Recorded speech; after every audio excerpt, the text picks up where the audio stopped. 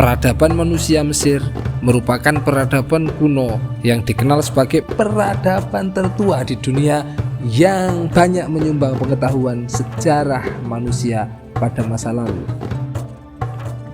Rentetan penelitian dan para arkeolog sudah meneliti sejarah Mesir di setiap abad dan kurun.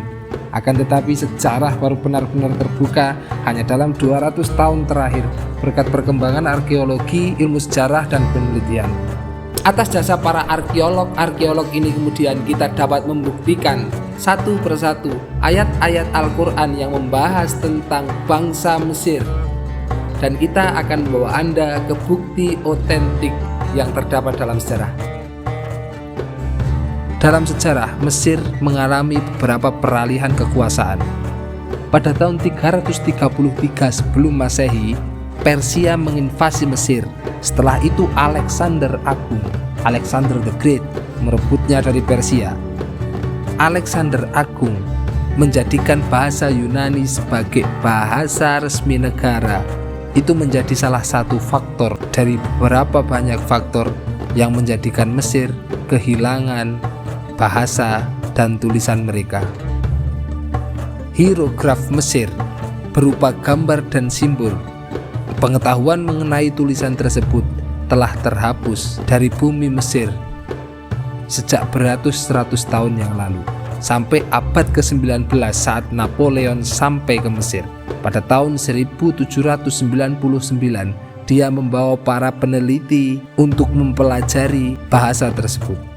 Setelah bahasa Mesir kuno dan penulisan hieroglif punah, pada tahun 300 Masehi benar-benar tidak ditemukan seorang pun yang bisa membaca hieroglif tersebut, yang tidak memungkinkan untuk membaca sejarah Mesir di masa itu.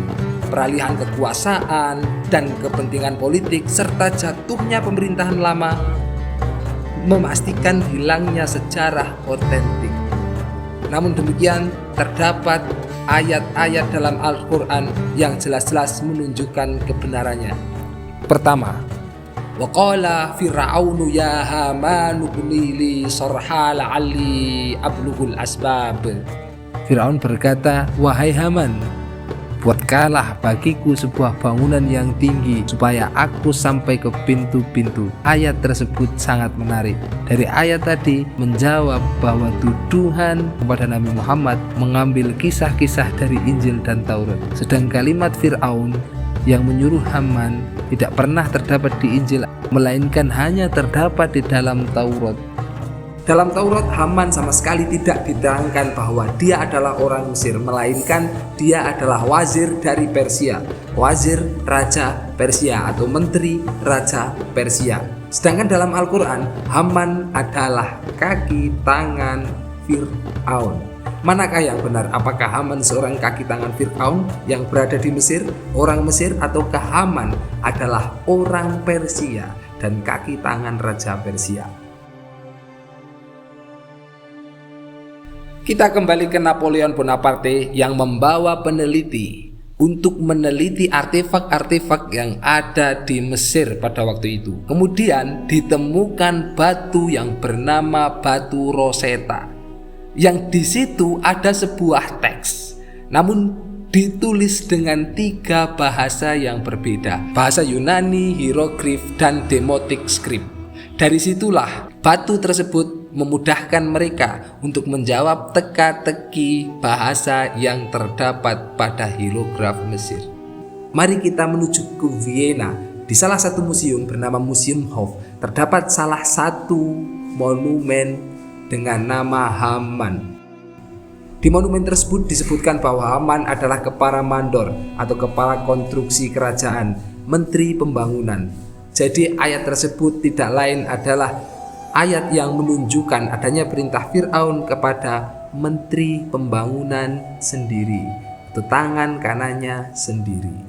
Dari sini jelas bahwa tidak mungkin Rasulullah mengutip Taurat, yang dimana dengan adanya monumen yang terdapat di Museum Hof tadi adalah bukti bahwasanya Al-Quran benar-benar bukan dari Rasulullah SAW atau bukan karangan dari Rasulullah SAW, melainkan berasal dari yang mengetahui segala sesuatu. Kedua, ketika Nabi Harun dan Nabi Musa alaihi wassalam pergi ke Fir'aun, mengajak Fir'aun ke Tuhan yang Esa, Fir'aun tidak menerima mereka, kemudian menyuruh para penyihir kerajaan untuk bertanding kemampuan dengan Nabi Musa, sebagaimana kisah yang telah kita ketahui bersama.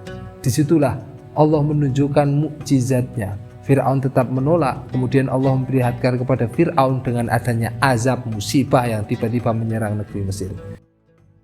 Sesungguhnya kami telah menghukum Fir'aun dan kaumnya dengan mendatangkan musim kemarau yang panjang dan kekurangan buah-buahan, supaya mereka mengambil pelajaran.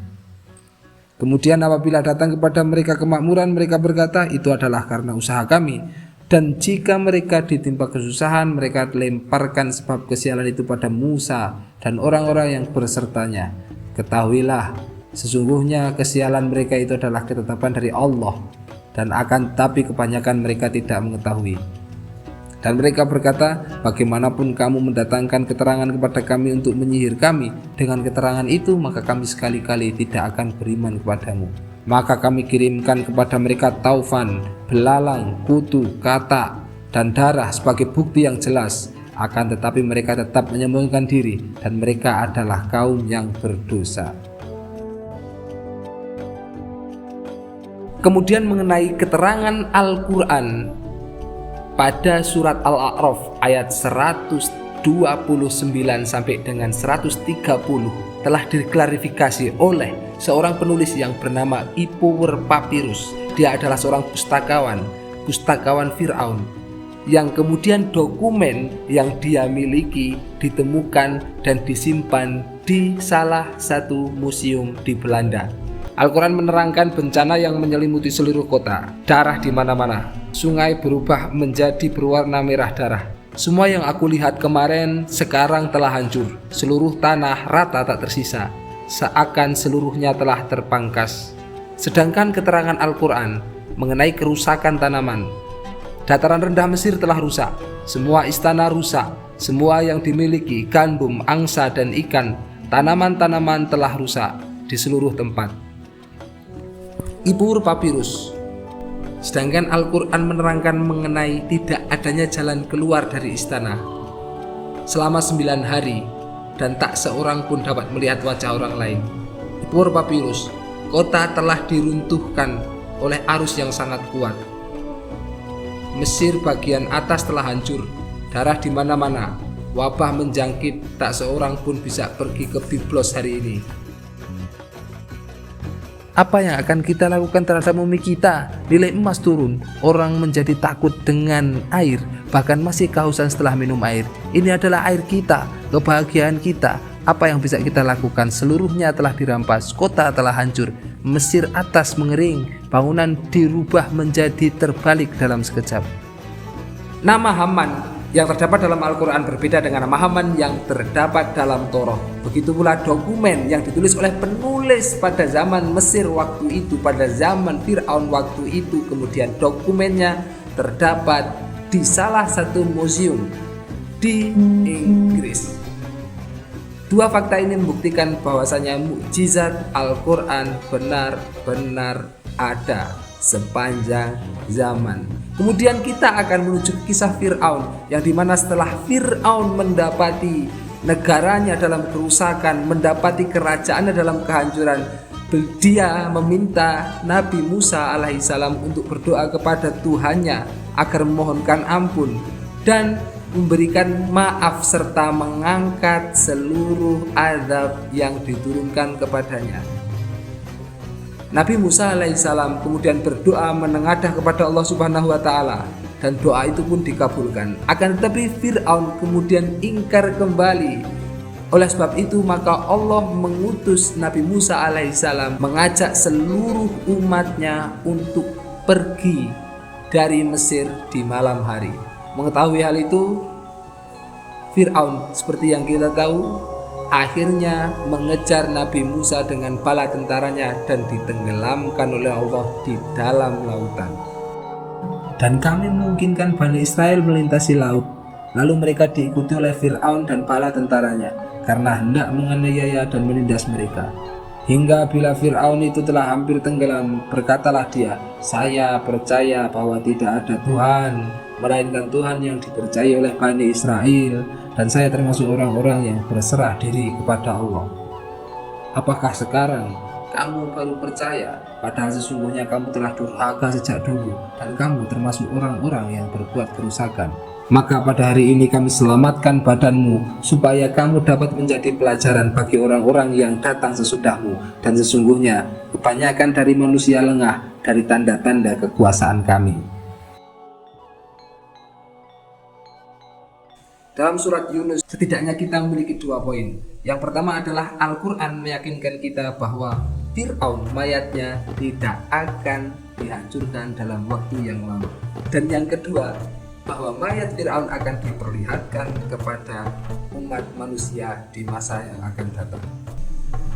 Pada tahun 1799, Napoleon menemukan daerah bernama Valley of Kings, lembah para raja, di mana mayat Fir'aun yang sama yang mengejar Musa dan ditenggelamkan oleh Allah Subhanahu wa taala. Ini membuktikan bahwasanya mayat Fir'aun setelah air laut selesai meluap segera menepi ke tepian, kemudian diambil oleh rakyatnya dan dilakukan upacara pengawetan mayat, sehingga mayat tersebut sebagaimana yang Allah sampaikan akan tetap terjaga, dan kita bisa melihat bagaimana azab Allah kepada Fir'aun yang benar sama dengan apa yang Al-Quran sampaikan. Yang kedua, para arkeolog berandil besar karena membawa mumi-mumi tersebut ke seluruh dunia, ditampilkan di Inggris, Prancis, dan Mesir untuk puluhan orang setiap harinya. Cerita tenggelamnya Fir'aun tidak hanya berhenti situ, melainkan ada lagi dokumen lain yang menyatakan atau membenarkan adanya tenggelamnya Fir'aun pada masa itu. Dari Amenamohi, penjaga ruang putih kerajaan, kepala buku untuk Panterhor sang penulis. Ketika surat ini sampai kepadamu dan dibaca baris demi baris, mempelajari tentang bencana yang menyedihkan, bencana tenggelam oleh ombak akan membuat hatimu menderita, membuat hatimu menyerah, seperti daun sebelum badai menuju kepada penderitaan yang sangat parah.